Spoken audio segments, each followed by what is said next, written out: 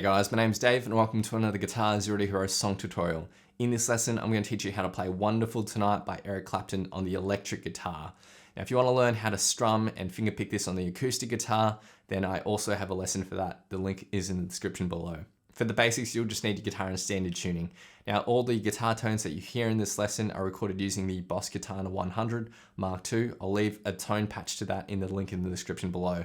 But basically, it's just a clean amp channel with some reverb, and I'm using the neck pickup. And for the lead tone, I'm using basically the same settings, but I just have a tube screamer on that as well, just to give it a little bit more gain. I'm going to start by teaching you all the rhythm parts, and then I'll teach you how to play all the lead parts in the second half of this video. So let's start off with the intro, and there's just 2 lines of tab here. Now the chord progression itself is really simple. It's just a G to a D/F sharp, then to a C, and then to a D. Now what we're going to be doing is just arpeggiating those using triad shapes. So our first triad's a G triad, so it looks like this. So it's just an easy F chord basically, but shifted up 2 frets. Another way of thinking about this is that it's just the middle part of a G major bar chord. We're just going to be arpeggiating this at 8th notes, so plucking at 1 and 2 and 3 and 4 and. Our typical picking pattern is going to go like this: 4th, 3rd, 2nd, then 4th, 3rd, 2nd, 3rd, 4th, and all together.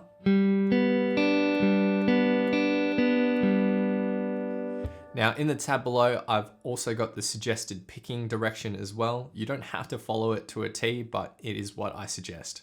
Now we move to the D/F sharp triad, so it looks like this. So shift your ring finger down 1 fret, your next now goes on the 2nd fret of the 3rd string, and middle finger is on the 3rd fret of the 2nd string. We're going to play the exact same picking pattern. For our next bar, we'll basically shift this exact shape down 2 frets. So it's more or less looks like an A-7 chord shape. It's technically based around that C chord, but we don't need to play the whole thing. And it's easier to fret by just shifting down from that D/F sharp. We'll play the same picking pattern here. And then for the final bar, we have this nice riff. So we're going to shift back up to our D/F sharp. Now you only need to push down the 4th and 3rd strings here. So do a double stop there, pluck both those strings, and then shift the ring finger up to the 5th and index finger up to the 4th fret, pluck that. Then shift up to 7th and 5th. So you just keep these fingers on the same strings as you move up. And then we're going to hit that again and slide it up to 9th and 10th. And that's going to occur on every beat. So 1, 2, 3, 4. Now you don't have to play that if you don't want to. We can just arpeggiate the D chord like this and play it with that regular picking pattern. But I think the first time round we play this in the first line of tab, it's nicer to play this. So the first line of tab, we're going to be using that riff at the end. But for the second time round we play it, in the second line of tab, we're just going to arpeggiate the D chord. So this is what the intro is going to sound like.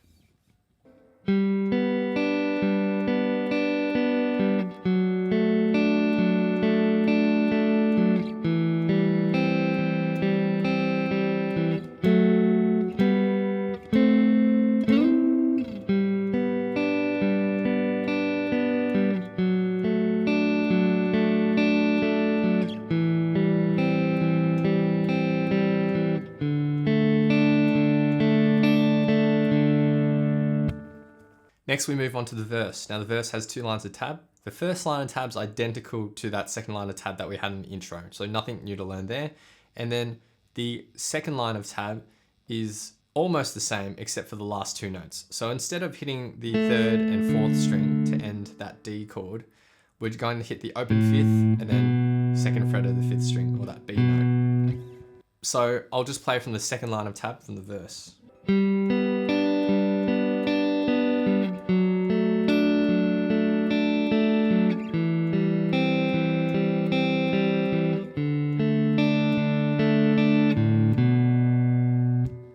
There's one thing I want to note here. When we're arpeggiating these triad shapes, all the chords. The picking pattern I've shown below is just a suggested picking pattern. You can create your own picking pattern if you wanted.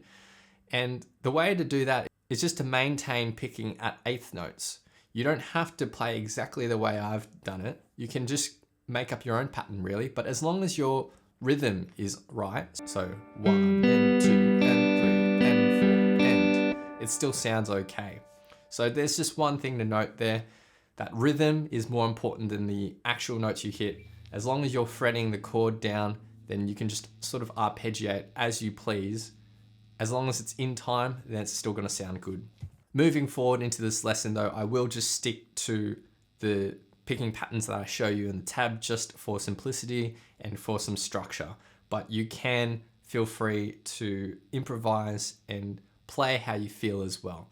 And in the same breath, you don't have to play on every eighth note. You can hold out some notes, but as long as your plucks align on one of the eighth notes, it's okay. Next, we get to the chorus and there's 2 lines of tab. So we're gonna go to a C chord. We're gonna pluck the 5th, 4th, 2nd, 3rd, 4th, and then 2nd, 3rd, and then 5th. So the C chord. And then we go to a D chord and we're gonna play it with the same picking pattern that we had in the verse. And then we're gonna go to a G chord. We're gonna pluck the 6th string, 4th, 2nd, and 3rd. And then we're gonna go to a D/F sharp and play the same picking pattern.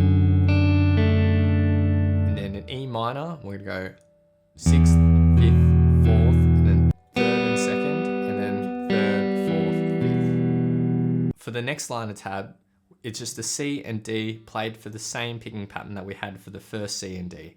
And that's it for the chorus, which will sound like this in total.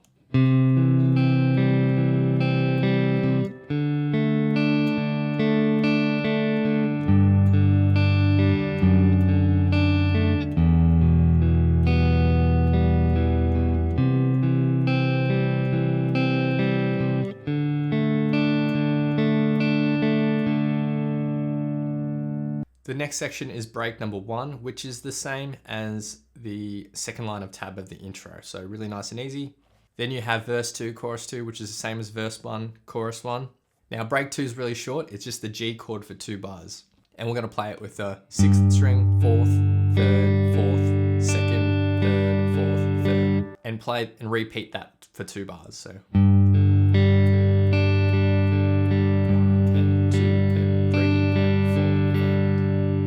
Now the bridge is almost the same as the chorus, except it's extended. So in the second line of tab, when we play the C and the D, we then repeat that again. So we go back to another C and another D, but for that final D, I'm just gonna hit the open 4th string or that D note and hold it out for the bar. So from the second line of tab for the bridge,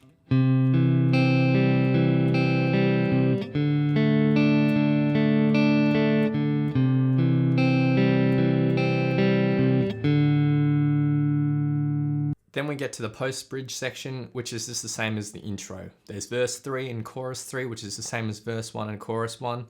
And finally, we have the outro. So for the first line of tab here, we have a G. We're gonna pluck the 6th string, 4th, and then 2nd, and then hold that out for a beat.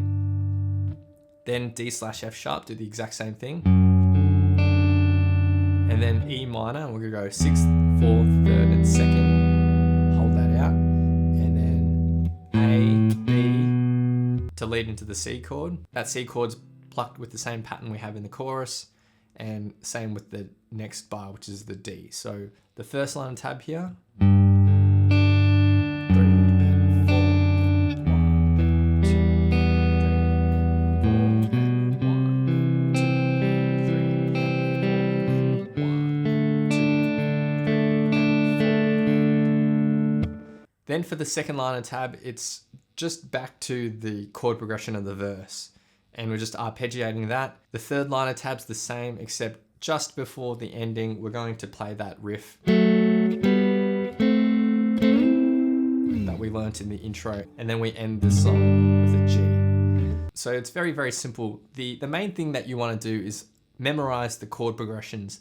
And then that way, all you need to do is just arpeggiate them at eighth notes, and you've basically got the whole song. It's pretty simple at its core. All right, so next I'll show you how to play all the lead parts. So let's start with the intro lead.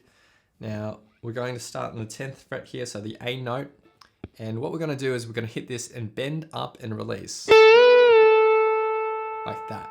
Now when you're practicing your bends, you do want to actually aim for a particular note with your bend. So you don't just want to bend and hope for the best. You want to actually bend up to the pitch of that B. So one way to practice this is to hit that B note, listen to it, and then hit your A and try to bend up to it.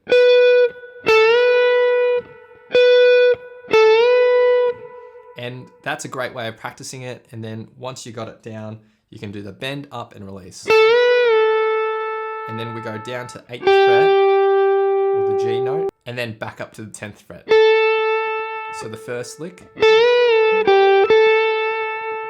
Now the next lick is identical, except instead of ending on the A note, we're going to go down to this E note, which is the 9th fret of the 3rd string. So the third lick is the same as the first lick, and that's it for the first line of tab. For the second line of tab, the first 2 licks are identical to the first line of tab.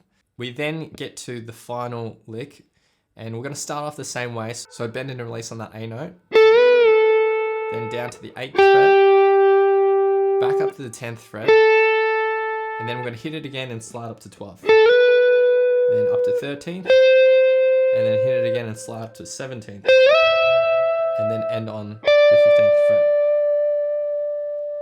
That whole lick.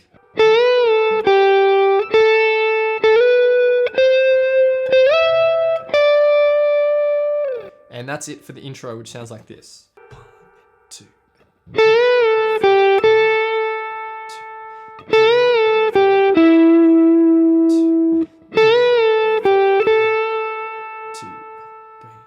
4, 1, 2.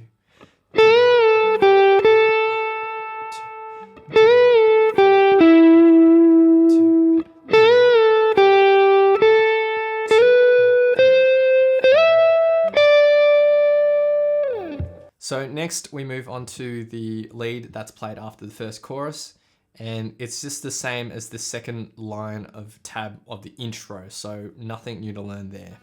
Next we get to the post bridge. Now it's pretty simple, it's just that second line of tab of the intro repeated through twice, so we've already learnt that. Finally we get to the outro lead. Our first lick is the same as the intro. For the next lick we're going to bend this A up to the B. Hold it up there, and with your pinky finger, hit the 10th fret of the first string, and hit the second string again, still bent up, and you're gonna release down. So it'll sound like this. And then we're gonna go to the 8th fret, 9th fret of the 3rd string, and back to 8th fret. So that lick.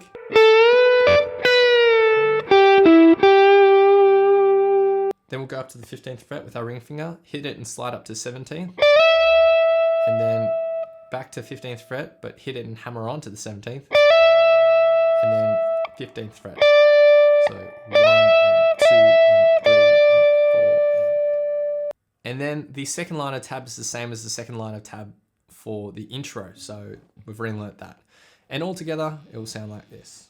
1 and 2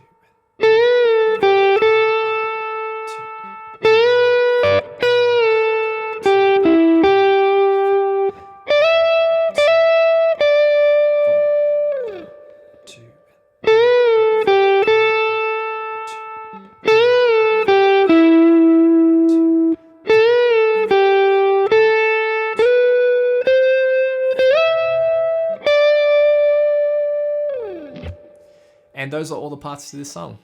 So now I'll be doing a full playthrough of the song, and I'll have my good friend Eric lending his awesome vocals to this playthrough. So feel free to play this back as many times as you'd like to practice, play along to, and see how you go.